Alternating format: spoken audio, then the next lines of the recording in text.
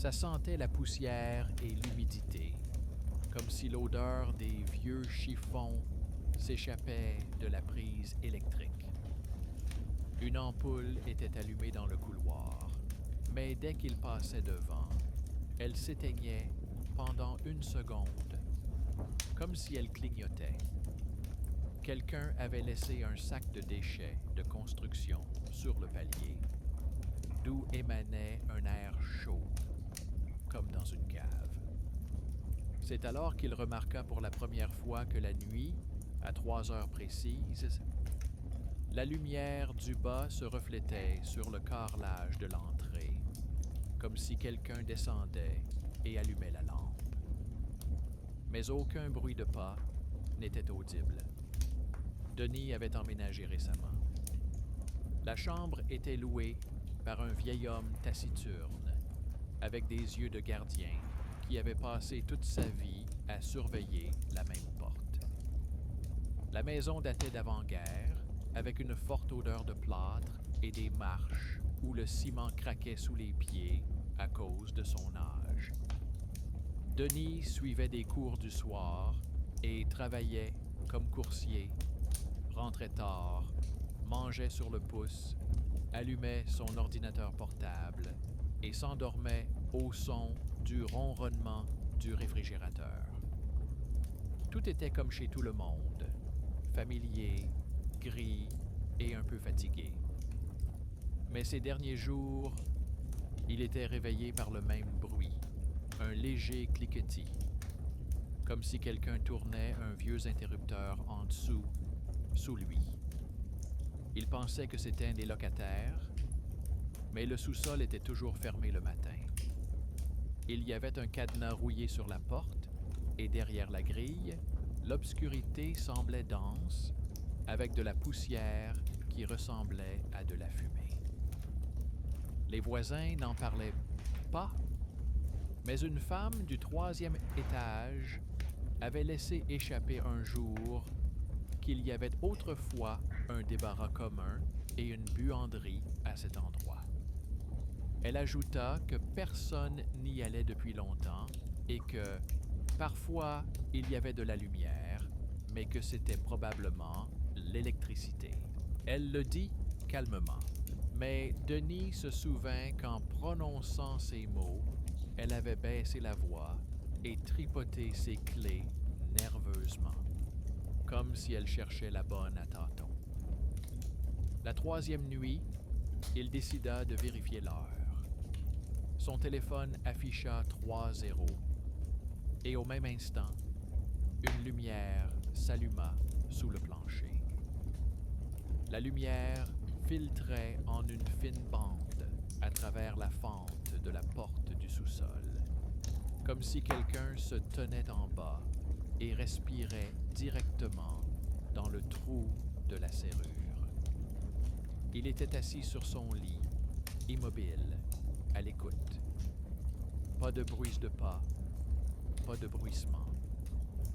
Seulement un léger bourdonnement, semblable au tremblement du verre sous une faible tension. À ce moment-là, le réfrigérateur s'est soudainement éteint tout seul et l'appartement a été plongé dans un silence profond. Seule une lumière uniforme provenait d'en bas.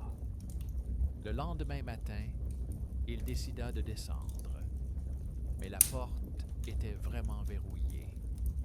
C'est alors qu'il remarqua un détail étrange. Des traces de poussière fraîche sur la serrure, comme si quelqu'un l'avait récemment touchée avec ses doigts, mais sans l'ouvrir. Et sur la fente de la porte, on pouvait voir des empreintes de paume, petites, légèrement estompées. Il posa la sienne dessus. Elle correspondait. Il se sentit mal à l'aise, mais mit cela sur le compte du hasard. Peut-être l'avait-il touché en vérifiant. Après tout, une explication humaine est toujours plus simple. Chaque jour, L'inquiétude devenait habituelle, comme le bruit de l'ascenseur ou une goutte d'eau qui tombe. Il s'endormait en pensant que la lumière allait s'allumer, et il ne se levait même pas. Il attendait simplement. La 6e nuit, il chronométra le temps à l'avance. 3h00. La lumière s'est allumée exactement à l'heure prévue. Il a alors pris son téléphone, allumé la caméra et est descendu. Les marches étaient rugueuses. Ça sentait le métal. Les murs étaient tachés. Lorsqu'il s'est approché de la porte, il a remarqué que la lampe à l'intérieur clignotait, comme si elle réagissait à son approche. Et plus il s'approchait, plus les clignotements devenaient courts, comme le souffle d'une personne avant de répondre. Il a filmé la scène, mais l'image était floue. Son téléphone tremblait dans sa main. Il voulait le montrer au propriétaire de l'appartement, mais celui-ci était parti à la campagne et ne répondait pas. Denis a alors décidé de vérifier le câblage. Il y avait un tableau électrique commun dans la cage d'escalier. Il l'a ouvert et a vu qu'un des disjoncteurs était marqué à la main. Buanderie. Le fil descendait et un nouveau fil en cuivre, tout neuf, en partait. Il avait été remplacé récemment. Il s'est souvenu, une semaine auparavant, un électricien était venu et avait dit qu'il fallait vérifier la tension sur demande. Denis l'avait même laissé entrer dans l'appartement pendant qu'il inspectait les prises. Il avait un badge avec un nom effacé, mais le prénom lui semblait familier. C'était le même que celui du vieux propriétaire sur la sonnette. À ce moment-là, il n'y avait pas prêté attention. La 7e nuit, la lumière s'est rallumée. Mais cette fois, Denis a remarqué que la lampe s'était allumée un peu plus tôt, à 2h58.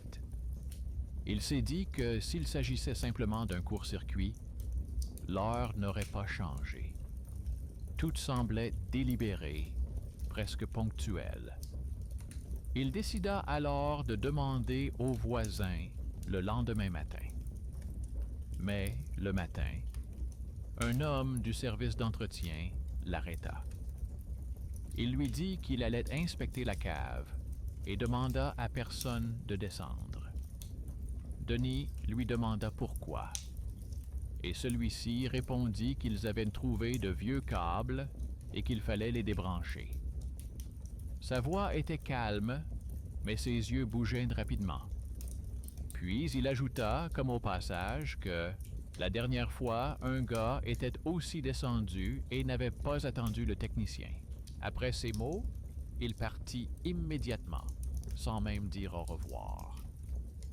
Le soir, Denis remarqua un morceau de papier sous la porte du sous-sol, comme s'il avait été arraché d'un cahier.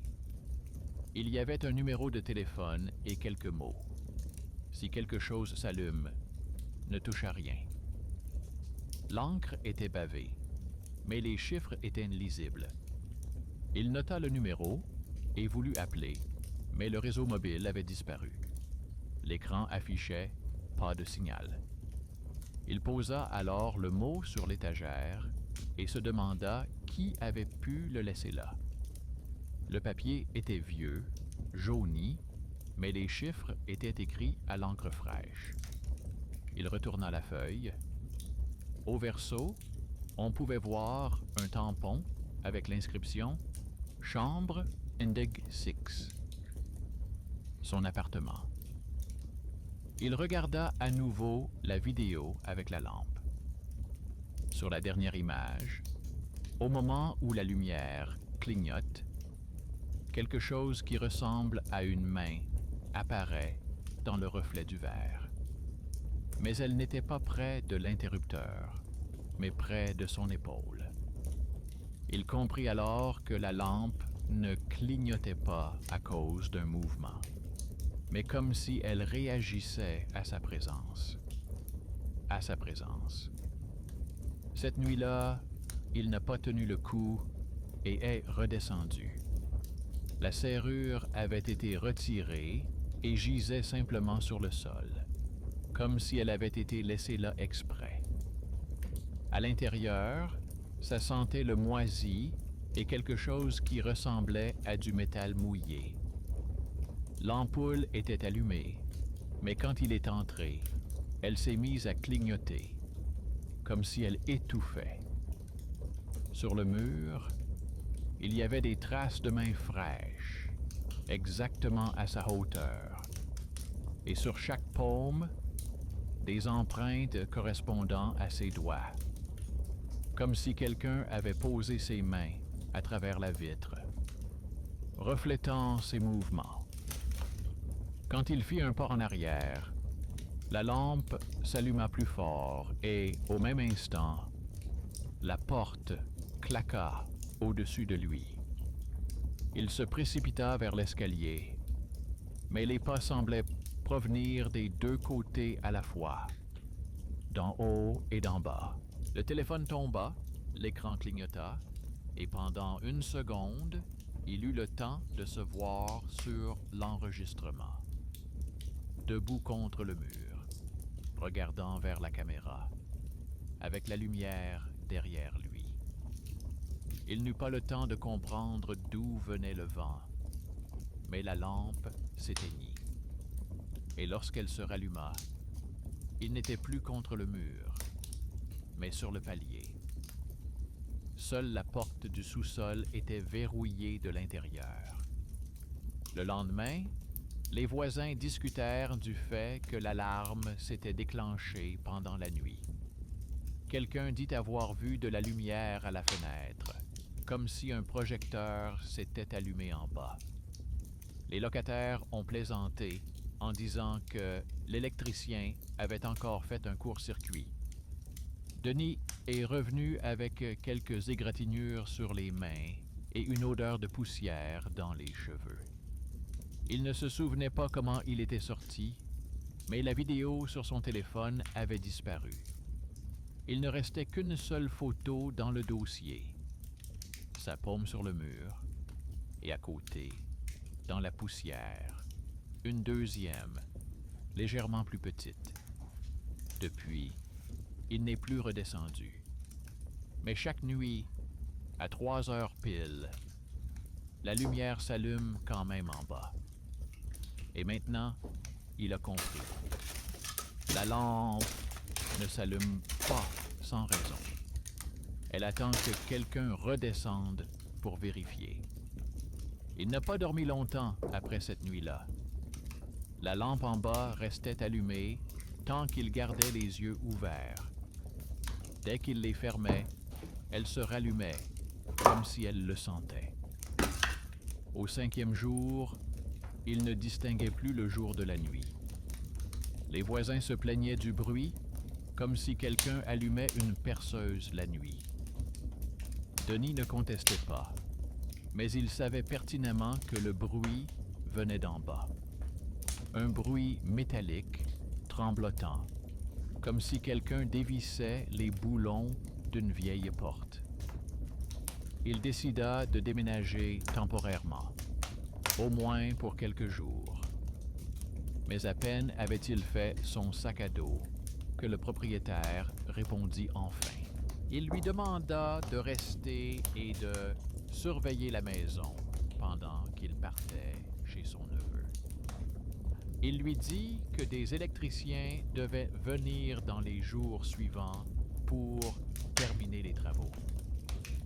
Denis voulait refuser, mais celui-ci ajouta « Ne va pas dans la cave, elle est à moi maintenant. » Ce « à moi » le mit mal à l'aise, comme s'il ne s'agissait pas d'une pièce, mais d'un être vivant. Pendant la journée, tout semblait normal. Il a même vérifié les compteurs. Aucun pic. Mais pendant la nuit, alors que l'horloge indiquait 3 heures moins 5, la lumière s'est rallumée. Seulement cette fois, la lampe restait allumée plus longtemps, de manière plus régulière, sans clignoter. Denis comprit que quelqu'un travaillait vraiment là-bas. Il descendit la moitié de l'escalier et entendit un bruissement à peine perceptible, comme si des fils frottaient contre le béton.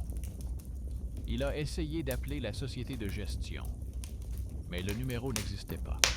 En revanche, lorsqu'il a posé le téléphone sur la table, l'écran s'est allumé. Une notification était apparue. Photo enregistrée. Il a ouvert la galerie et a vu une photo. La porte du sous-sol était entr'ouverte et un homme en tenue de travail se tenait sur le sol. La main levée. Mais il n'y avait pas de badge sur la tenue, seulement un insigne de l'ancien modèle, comme ceux que portaient les électriciens il y a de nombreuses années. Il s'est alors souvenu. Le premier jour, lorsqu'il avait emménagé, il y avait une vieille photo encadrée dans l'entrée. Un homme en blouse de travail, souriant, à côté d'un enfant. La légende disait « Père et oncle Costia ». Il n'y avait pas prêté attention à l'époque, mais il comprenait maintenant que le visage sur la photo était le même. Seulement, l'enfant, c'était lui. Le lien s'était rompu pendant des années. Sa mère ne lui avait jamais parlé de son enfance. Elle avait seulement mentionné une fois que cette maison n'était pas la nôtre et qu'il valait mieux ne pas y retourner. Denis se souvint que le nom de famille du propriétaire correspondait au nom de jeune fille de sa mère. Cela signifiait que le vieil homme était son frère. Ce même oncle Costia que l'on croyait mort depuis les années 90.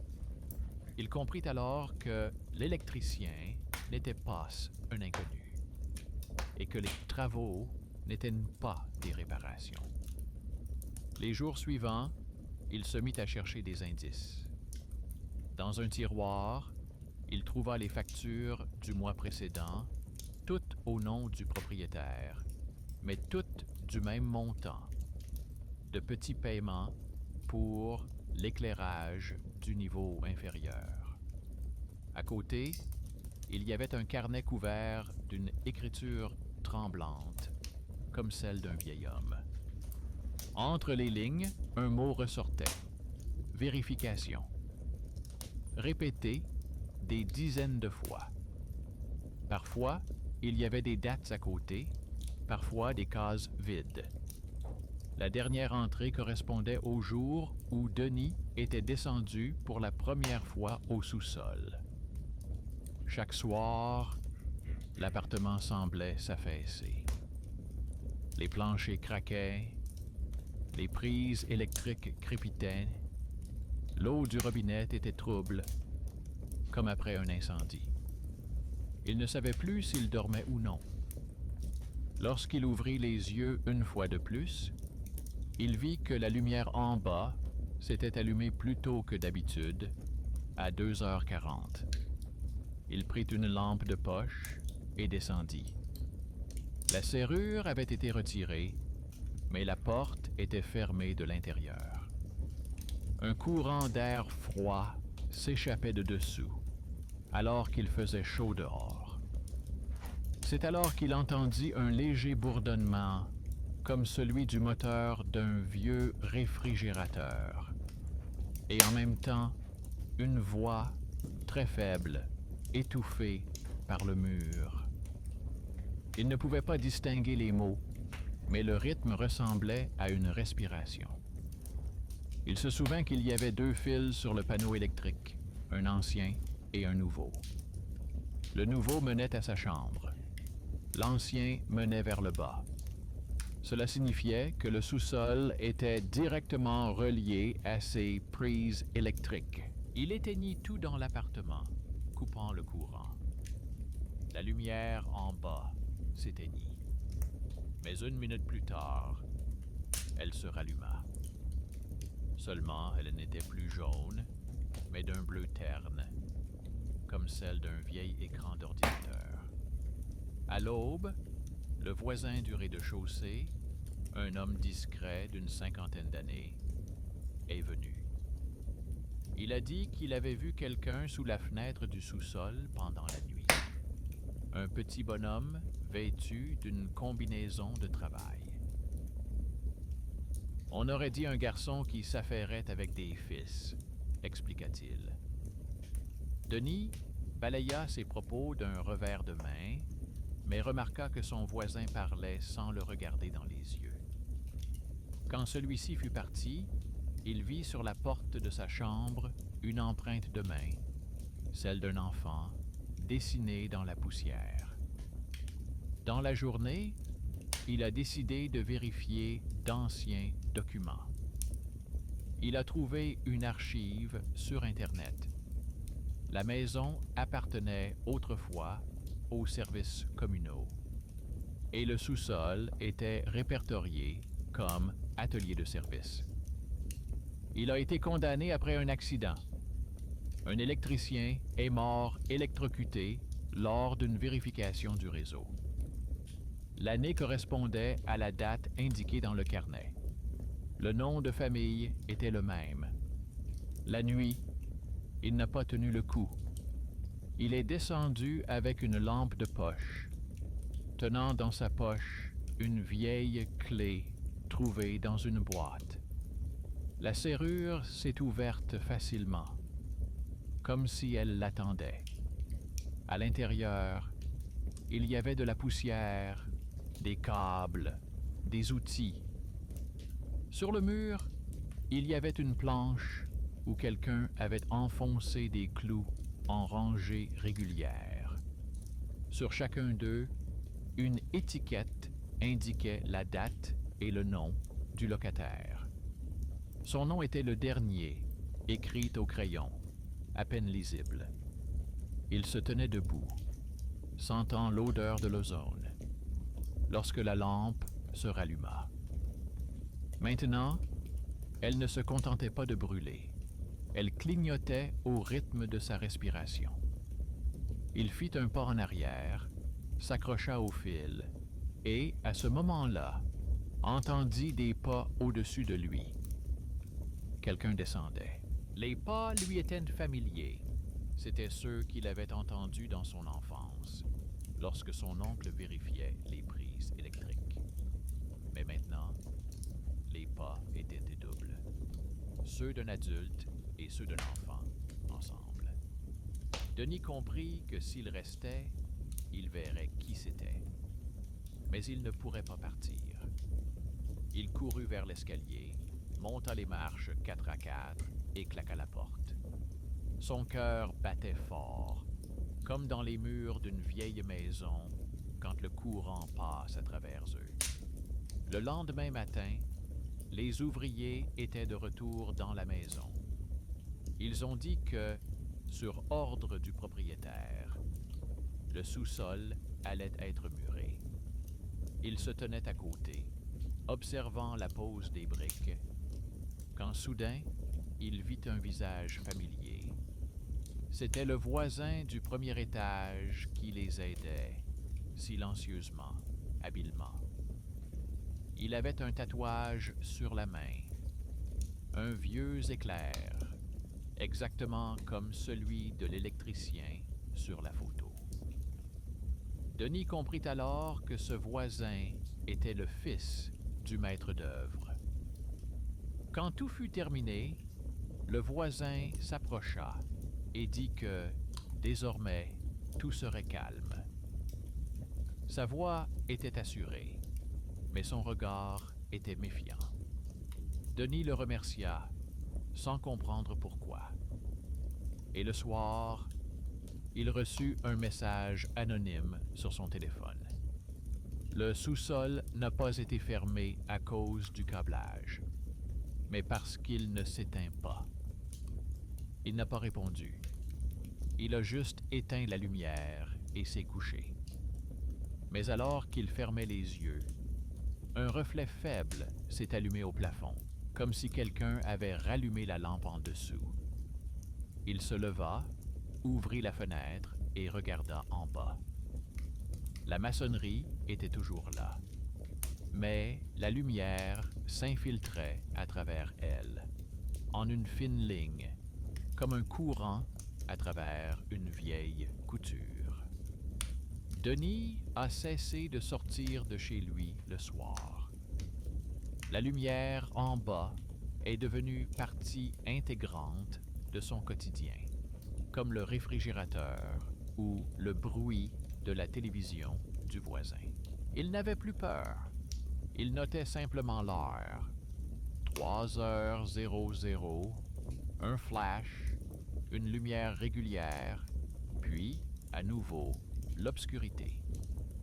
Mais maintenant, la lampe s'allumait parfois aussi pendant la journée, par de brefs flashs, comme si quelqu'un envoyait des signaux.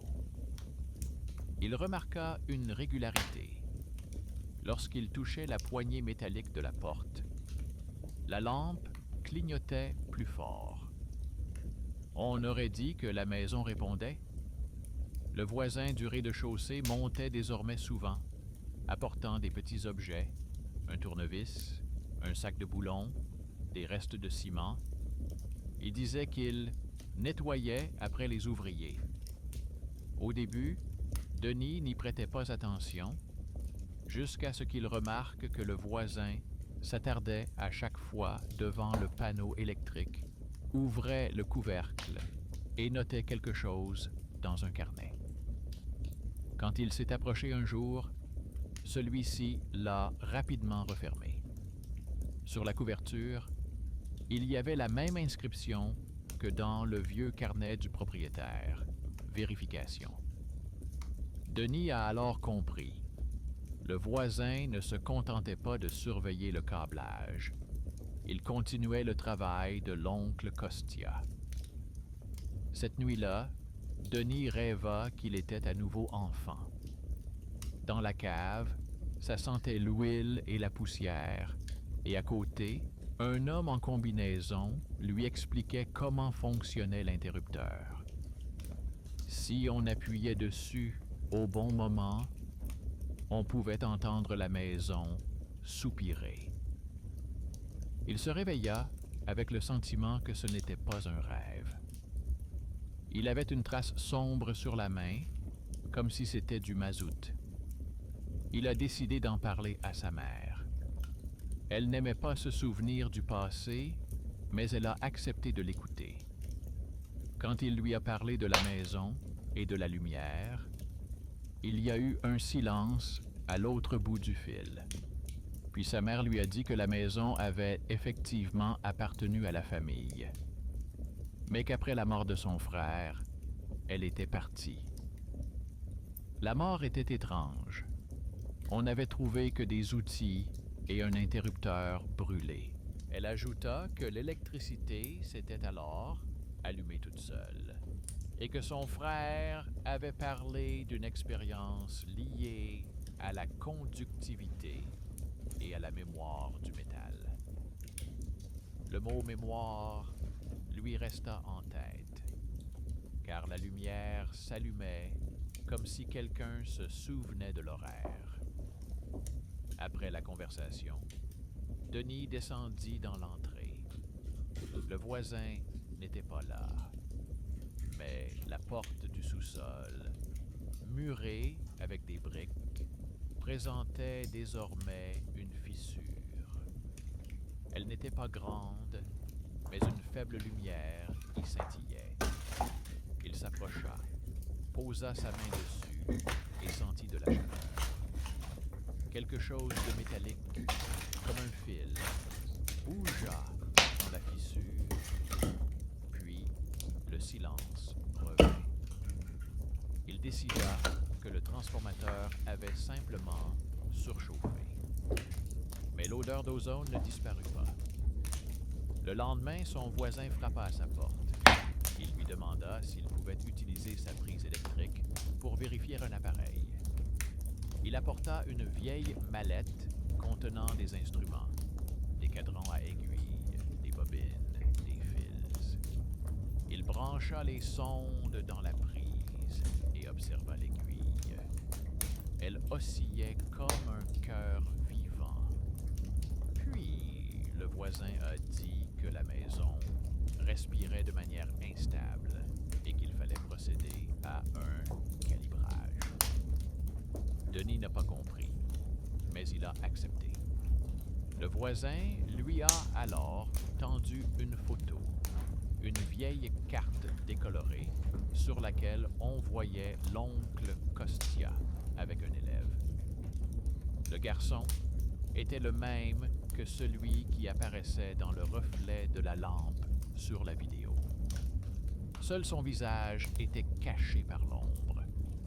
Le voisin expliqua que son père avait travaillé avec l'oncle Costia, qu'ils avaient fait des essais sur le terrain pour essayer de comprendre comment l'électricité conservait les empreintes des mouvements. La mémoire mécanique de l'environnement, a-t-il dit.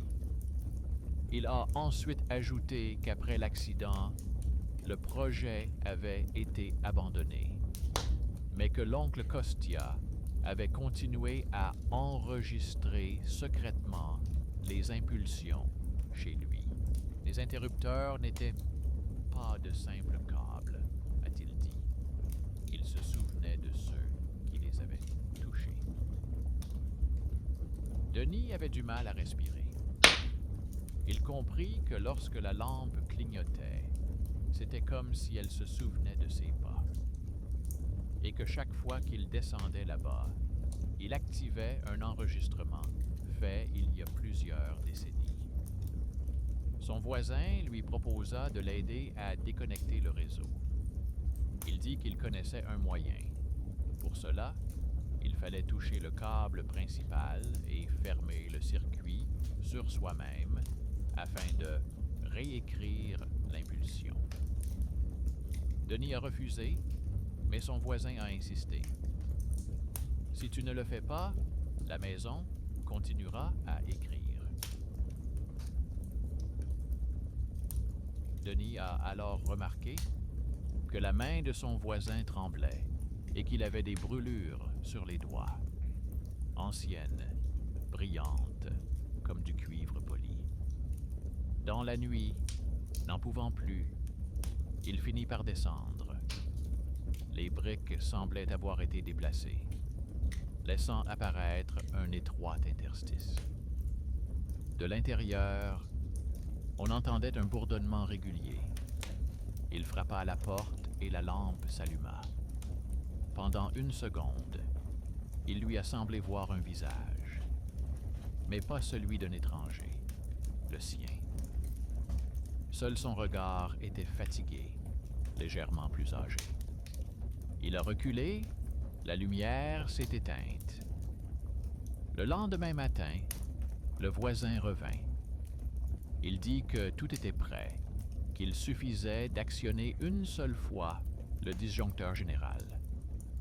Denise ne voulait pas, mais il comprenait que s'il ne le faisait pas, la lumière resterait allumée pour toujours. Ils descendirent tous les deux. Le voisin vérifia les fils. Denis tenait la lampe. Quand ils arrivèrent au mur, le voisin sortit un tournevis de sa poche et commença à dévisser le couvercle. Une odeur de brûlé se dégagea de l'intérieur. Il dit à Denis de s'éloigner et ajouta « Il ne laisse pas partir ceux qui l'ont créé. » Puis il actionna l'interrupteur. L'ampoule s'est allumée si fort qu'elle les a éblouis tous les deux. Puis, le noir. Quand Denis a repris ses esprits, son voisin n'était plus là. Seule une nouvelle main, plus grande que l'ancienne, avec des doigts irréguliers, était apparue sur le mur, dans la poussière. L'ampoule n'était plus allumée, mais il y avait une odeur d'ozone dans l'air. Il monta à l'étage, les mains tremblantes. Tout fonctionnait dans l'appartement, mais les prises étaient chaudes, comme si elles avaient récemment laissé passer du courant. Sur la table se trouvait un bloc-notes laissé par son voisin. Dernière note, vérification terminée, contour redirigé. Il ne comprit pas ce que cela signifiait avant d'allumer la lumière. L'ampoule s'alluma, non pas jaune comme auparavant, mais blanche, régulière, et elle ne clignotait plus. Ce n'est qu'en s'approchant du miroir qu'il comprit. Le reflet avait cligné des yeux avant lui. Depuis lors, la maison semblait avoir expiré. La lumière ne s'allumait plus la nuit, et Denis s'endormit sans inquiétude pour la première fois depuis longtemps. Il se sentait fatigué, mais dans sa tête résonnait toujours la même fréquence régulière qu'il avait entendue auparavant en provenance du sous-sol, comme un écho résiduel du câblage. Il semblait qu'elle n'avait pas disparu, mais qu'elle s'était simplement enfoncée dans les murs, là où le ciment ne se distinguait plus des vieux câbles. Quelques jours plus tard, il décida de partir. Il rassembla ses affaires, mais quelque chose le retenait. Non pas la peur, mais l'impression d'inachevé. Il comprenait que son voisin n'avait pas disparu sans raison. Et la maison n'était probablement pas devenue calme par hasard. Dans le cahier laissé sur la table, il remarqua un autocollant collé sur la dernière page. L'écriture était soignée, d'une autre main. « Si tu entends du bruit dans les murs, n'aie pas peur. Il respire à travers toi. » Cette phrase sonnait comme un avertissement, mais aussi comme un aveu. Il passa sa main sur le mur. Il était effectivement chaud, légèrement vibrant, comme un vieux radiateur. Il se souvint des paroles de sa mère à propos de son frère, de ses expériences, de la mémoire du métal. Peut-être que son oncle ne voulait pas simplement enregistrer l'électricité, mais la relier à l'homme, transmettre la maison au sens littéral, par le toucher, par le courant. Denis essaya d'oublier. Il trouva un emploi dans une entreprise de rénovation pour s'occuper les mains. Il déménagea dans un autre quartier, dans un immeuble neuf où les murs sentaient encore le plâtre.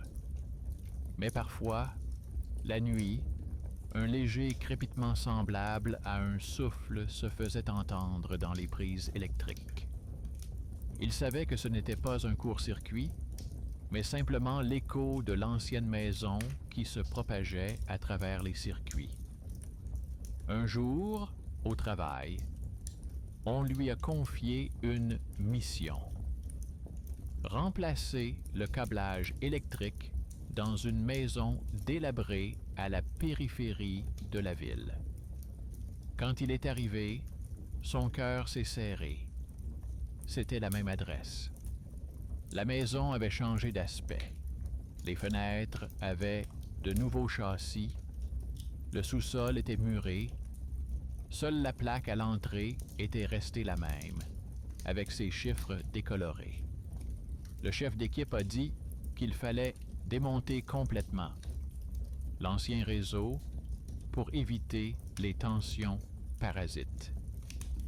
Denis a accepté et est descendu. Il descendit au sous-sol. La maçonnerie était intacte, mais à un endroit, le mortier s'était effrité. Dans la fissure, on pouvait voir un morceau de fil de cuivre. Il le toucha et la lumière clignota à l'étage. Il comprit alors que le circuit était toujours sous tension. Il appela ses collègues, mais ils étaient déjà partis vers un autre chantier. Le sous-sol était silencieux.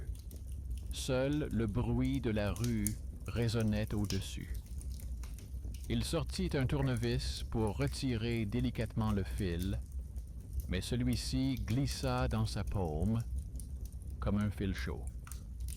À ce moment-là, une lumière s'alluma quelque part au-dessus, à 3 heures pile, de manière régulière, calme, sans à-coups.